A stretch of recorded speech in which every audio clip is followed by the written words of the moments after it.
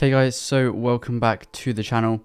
Today is the monthly Q&A. So every single month I ask for questions on my Instagram and you guys can go and check that out. So if you want to ask me a question next month, the month after, then be sure to go and check that out. And pretty much drop me some questions for me to answer in the next episode. So the reason I do this is obviously I get a lot of DMs, like pretty much hundreds of DMs a week. Rather than replying to each individual DM, they're obviously recurring messages, which a lot of people ask the same thing. So doing these questions every single month means I can get through your guys' questions that people are wondering and pretty much put it all in one video rather than replying to every single person individually. So it does save a lot of time for me and for you guys also, not having to constantly DM me and then waiting for a reply. I did actually just have a quick shower because in the UK at the moment it's absolutely boiling. It's like a heat wave and you know, us British people aren't used to this sort of weather, so we are all dying. So that is why my hair might be a little bit wet. And we got the water on standby as well. Hopefully we get through this Q&A without dying of heat stroke. We have a lot of questions. It's only been like an hour and we've got a lot of questions to answer. So we're just going to go through, see how many we can answer, see how many detailed responses we can get for you guys, and let's get into the video. So what was your first job? And technically I had a job for a month and this was pretty much in a kitchen, in a local restaurant. I actually used to cycle there. So my shifts would usually be, Saturday morning, Sunday morning, or in the holidays in the mornings, to sort of lunchtime. It was like 4-hour shifts, earning £5 an hour. So I was making like £20 on a shift for 4 hours, which obviously isn't very high paid at all. At the time I was 15 or 16 maybe. Yeah, pretty sure I was 15 or 16. I can't really remember. But yeah, I'd cycle there and I'd make around like £200 a month, something like that. And after a month, I actually got fired because I kept cancelling shifts. I used to go fishing a lot. So every time, I want to go fishing, it'd be on a weekend because obviously I was at school or college, one of those. So I couldn't actually go fishing, so I just used to cancel the shifts, and then they said I was unreliable, so then I actually got fired. And then after that 1 month of working, I never had a job again, and to this day I've never had a job apart from that 1 month, and in the future I will also never have a job. If the trading doesn't go well, we've got a large cash reserve to put into other businesses, but I don't think really you can lose all your trading skill set overnight. So we're pretty safe now with the trading knowledge to move on into the future. How much percentage did you make this month? Well, the month is only 14 days in and I'm up 2.6%. It's been a slow month. The past few weeks I kind of taken a step back in the markets, haven't really traded much, been more focused on, something that's coming up that I may be releasing. So you guys better watch out for that. But, I've been filming podcasts, going to London, filming stuff, and just other sort of business stuff. So I haven't really been focused on trading my personal account. Do have a video on a new prop firm, 2 new prop firms that I've been trying that are coming out very, very soon.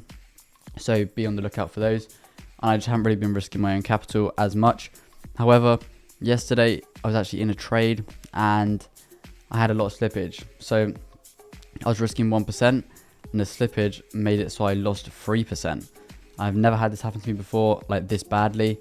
To lose an extra 2% on a position due to slippage wasn't great at all.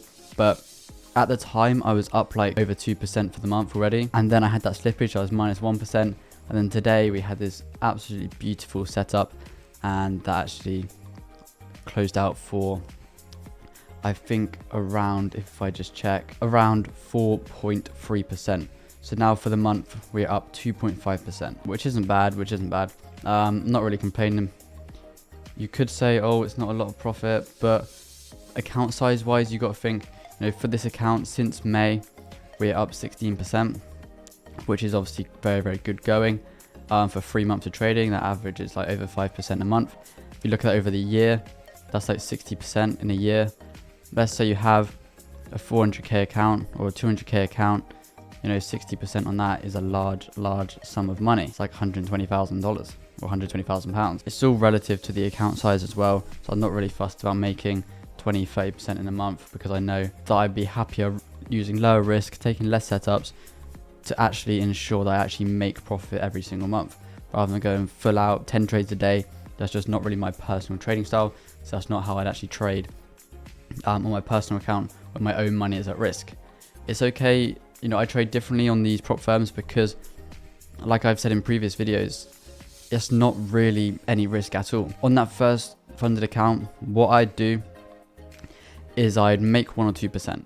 If you make 1 or 2%, a lot of the prop firms now actually offer you a payout within like a week or 2 weeks, you know, bi-weekly payouts. And if you do this, you have to wait like 14 days, 7 to 14 days to get a payout. You get your refund, you get a small profit split, but then it's all risk free. Then you can use this, you know, hyper risk or super risk that people use to make these high returns. I'm happy on my personal account with slow, consistent growth. Slow, consistent profit is all I'm looking for. I'm not looking to make 20% a month. Obviously that'd be great. And if I get the setups, if my 3 or 4 setups a month actually end up all winning, then I will make 20% in a month. It's simple as that. The setups recently, you know, for myself on gold, GU haven't really been the best. And the setups I've actually missed, you know, by like a pip or so, are actually the ones which obviously would have accumulated a lot of profit. But you know, it is what it is. How would you go about trading whilst working a 9 to 5, for example, to become profitable? Well, you simply have to work around it, or trade around it even, because technically trading is work also. So let's say you work 9 to 5, you could trade London session before you go to work. You could trade Asian session after you get back from work. So there's 2 sessions which you can trade. It's quite simple. When you get home from work, let's say you get home at 5:30, 6, have your dinner. What are you going to do for the rest of the hours? What are you going to do? Watch Netflix? Watch YouTube? No, learn to trade. Before you go to work, trade. Simple. Because people say, oh, I don't have the hours, I don't have the time. If you want to do something, you will simply make the time. You have 24 hours in a day. 9 to 5 means you're working, I don't know, 8 hours, whatever it is, something like that. I can't be bothered to do the maths, but it's something like 8-9 hours. I don't know if I'm being stupid, but there's a lot more hours left in the day. If you're working for 8 and there's 24 hours in a day, only a third of your day is taken up by work. So what are you doing for the other 2/3 of your day? For the other 66% of your day, what are you doing? That's when you put the time into trading. You might lose an hour's sleep, but in the long run, it is better off, you know, for your trading wise, if you actually want to be a trader. So there are no excuses if you are obviously looking to become a trader, working a 9 to 5 or that sort of thing. What's your results been like this year for the XAU USD group? And you know, the past month or so, I've kind of taken it a bit slow with my setups, simply because I don't want to force trades. But I think last year we actually averaged 19% a month. So obviously we had slow months. I think December was only like 7%. And we had big months for like 30%, 35%. But this year so far, I think it's averaging like 10 or 11% a month. And the way I trade now is a lot different from last year. Because I trade larger capital now, I don't really want to expose myself to the sort of risk I used to trade on those smaller accounts. So I don't take many setups. And people often say, oh, you don't send many trades out, you don't send much analysis, simply because I don't trade every single day. The people that understand are the people that will make money in trading. The people that don't understand, people want to trade every single day or every single week. You've got to understand that if you're paying someone for their trading knowledge or their trading or their analysis or something like that, you can't advise them on how to trade. Let's say I'm buying someone's signals or analysis. You can't then say you're trading wrong. Why are you paying them? Because you obviously think their trading is decent. It just doesn't really make sense to me. You can't advise someone if you're paying them to trade. So, you know, that's why I'm not really fussed about people saying, oh, you don't trade that much. Yes, because I simply don't trade that much. If you want to follow someone's trades or analysis or anything like that, then you've got to accept that they don't trade the same as everyone else. Every single trader in the world trades different. No one is going to view the market exactly the same. Everyone's going to have different entries, different stop losses, different targets. Some people might trade once a month and they might make more profit than the person that enters 10 trades a day. Simply because of that's their trading style. They've mastered that trading style. That's how they've made their money. Simple. So the results this year, back to the original point, around like 10-11% a month on average. I'm not really focused on each month individually or each week individually like I used to be, because I was just realizing, let's say you have let's say a gold chart. If you're going over the year, the gold price of gold has actually gone up, right? So if you're going up, it's not just going to be boom, boom, boom, boom, boom. It's going to be up, down, down, up, down, down, up. You know, it's not going to be consistent profit, like exponential boom to the upside. It's going to have pullbacks. So that's why in my trading, I'm not really fussed. Let's say I have a losing month or 2 losing months. I don't care, because in the long run, trading is not about, okay, this 1 month, if I didn't make profit, that means I'm a bad trader. That means I can't make profit. Nope. Simply a load of rubbish. You got to focus on the year or the 2 years, the 3 years. And that's where it's important, because obviously the compound effect. You're not going to grow your account and get rich in 1 month. That's what people that take signals don't understand. You can't get rich in 1 month of trading. Technically, on a prop firm, it is possible to make, 6 figures in a month, but the risk involved in that is quite high. So I'm happy with even 5% a month is very, very decent. If you can make that consistently, investors will literally just throw their money at you, and you can get, millions in funding with a high profit split, more than these prop firms, and you can be set for life. Can you show how you apply risk management to your compounding personal account? Okay, so what I actually do is, let's say for example, the account balance is 100k. We've got 100k in the account and we're risking 1%. So obviously we're risking £1,000 per trade. Let's say the account goes up to 110,000. Up until this 110k, I'll still be risking 1% of that 100k account balance. So even if I'm at 109k, I'm not risking 1% of 109k, I'm risking 1% of 100k. And when I actually switch to risking 1% of the actual balance is when I'm up 10%. So let's say I'm up 10% and now the account's at 110k, I'll then be risking £1,100 per trade, because it's kind of like the barriers. The more you lose with a higher account balance, obviously the more you have to make back if you're still risking that 1% balance wise. So that's why I do. I wait to get into that profit buffer of plus 10%, and then I'll start risking more. And then same from 110 to 120k, I'll be risking 110, 1% of 110k, not of 115k for example. So that's how I do that. And I obviously risk 1%. Certain situations where I'll risk less, and there's certain situations where I'll actually risk more. And going into the situation where I'll actually risk more is, I don't advise this to anyone, but this is kind of what I've found works for me. This is mainly what I do on prop firms, but I actually did it today on a trade on my personal account. It works a lot. And if you have a set risk management plan, or if you have a set trading plan already, then don't change it. Obviously this is just my way of trading, but let's say I have an entry here on GU and my stop loss is here. Price is going towards my stop loss.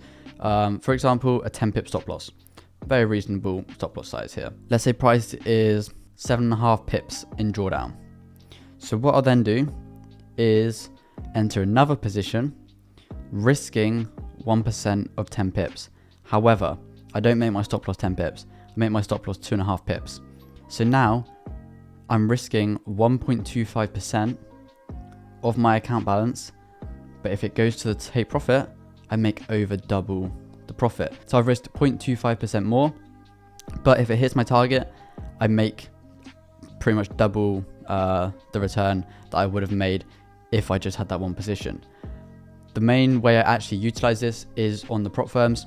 So on the challenges, it's, with me when I'm taking the challenges, it's not like I have to pass. It's not like life or death. Let's say it's your final bit of money and you're taking a prop firm, you're obviously going to be a bit more careful. But because £500 isn't going to affect my life if I lose it, I can obviously risk more on the challenges because I just want to get them done quickly, and the verification as well even. But obviously I take that a bit differently because you've already passed the phase 1, and you can get to your head. But what I actually do is the same on the prop firms, and I also do scaling in, but that's stuff from my mentorship, scaling in and how I actually manage that. But that's how I kind of compound and risk manage my personal and funded accounts. Do you like sushi? No. Do you provide any live mentoring? Yes. Link in the description to my mentorship. So go and check that out. in the description down below. Also, if you go on the website, you guys can see that we've got all 5-star reviews. So everyone that's bought the mentorship and that has left a review has left 5-star reviews, and all the reviews are actually on linktrading.com. Go check it out, link in the description. Favorite and least favorite traders. Damn. I'm not gonna say any names here because obviously I'm not a person that's going to be like, this trader's bad, this trader's good, this one's a scammer. I just don't really care, to be honest. And if there are any traders out there that spend their time talking about other traders, saying this guy's a scam, this guy's doing this guy's doing that, then I just wouldn't listen to them personally. Obviously, there are people that are scams. There are people that don't actually trade. There are people that just make money from, the marketing side of it. But I personally think if there's a trader that's selling something to you, like a course or signals or anything, if they don't have a personal track record, then I don't think they should be selling you anything. If they don't have proof that they've got consistency, I don't think you should buy anything from a person like that. And that is moving on to obviously myself. I have that personal track record. In the past, I've shown like profits, withdrawals and stuff, but that's not really any proof of anything. I could have just blown the account the day before, put new money in and just posted the one I made profit on. That's what a lot of people do. But in the description as well, there's a WillssFX book link. You guys can see, if I take a loss, you can see it. If I take a win, you guys can see it. Everything's public. On the account, I've taken 24 trades in 4 months and, we're up 16%. Pretty decent if you ask me. And yeah, 7% drawdown overall, but the drawdown on my FX book isn't accurate at all because from the original account balance, we've actually never been below 0, I'm pretty sure. So it's gone to 0 and the first day of trading was 5.5% profit. So we've never actually been in drawdown, but you could say drawdown from the max equity. But, it is what it is. So yeah, I don't actually have an opinion on any other traders. I just don't waste my time. You're better off just focusing on yourself, focusing on actually improving your own trading rather than spending time thinking or focusing about how much other people are making, what other people are doing. It's the same with anything in life, really. If you're too focused on others, you won't improve yourself. Thoughts on love? Oh, Jesus. And obviously, I'm in love with money and the charts, so that's the only thing I actually love in life. Yeah. Do you have multiple streams of income? The answer is yes. I have actually done multiple videos on my channel based on, my multiple sources of income, so you guys can go check them out. They're pretty decent. And if you want a new updated one, then I can do that as well. Just comment down below if you guys want to see that. Do you not get bored of just trading, or does YouTube help fill the time? And I'd say trading is very, very boring. Because of the way I personally trade, I'm waiting, days for setups. So I'll have an area and then I'll wait for price to get to that area. I'll have multiple alerts there, so I obviously don't miss it. And you can be sat there just staring at the charts doing absolutely nothing. But that's why, I started going to the gym. I actually got a personal trainer for like Muay Thai, so like martial arts and stuff. I also do YouTube. So here I film YouTube videos, got the podcasts. I've also got, my mentorship. I spend time doing that. What else do I do? I'm looking at getting into property also, which is obviously going to take up a lot of time because you've got to view the properties. You've got to deal with mortgages, accountants, financial advisors and all that stuff. I have meetings with people like that as well. Used to go fishing quite a bit. I'm part of fishing syndicates, which are like members only. So I can go and fish at those at any time. They have closed seasons, so I haven't been able to go recently. But obviously they're open now, so we can go down and do that. But, I do watch YouTube videos. I watch podcasts as well whilst I'm sat at the charts, whilst I'm backtesting. Backtesting is a good one because you can literally have like a video on the side or some music playing, get a few backtested trades done. Let's say you do like 20 a day or something, 30 a day. It's soon going to add up and you can get like years and years worth of previous data done from doing that just consistently every single day. But I would say trading is quite a boring career. And if you get in trading thinking it's going to be fun, profits every day, sat at the beach, you are very, very mistaken. Very much mistaken. What is, in your opinion, a good trader? And I would personally say you're a good trader if you're level-headed and you can manage your emotions. If you use your emotions positively, rather than just trying to be emotionless, then you can definitely become a good trader. If you use your emotions against you, obviously you don't choose to use them against yourself. It just happens, you start revenge trading. But I'd say if you're focused on consistency, you're not focused on getting rich quick, you're focused on the long term of trading, then that does make you a good trader. Focus on always, improving yourself, trading and non-trading, then I'd say that makes you a good trader. It doesn't matter if you're making 2% in a month consistently or 20% in a month consistently. As long as you're profitable, long term in trading, then you are considered a good trader. How's E8 funding going? I did actually just get the email today saying I passed, and I got the new account details to make 5%, but there's a video coming on that soon. Fan of the new F122.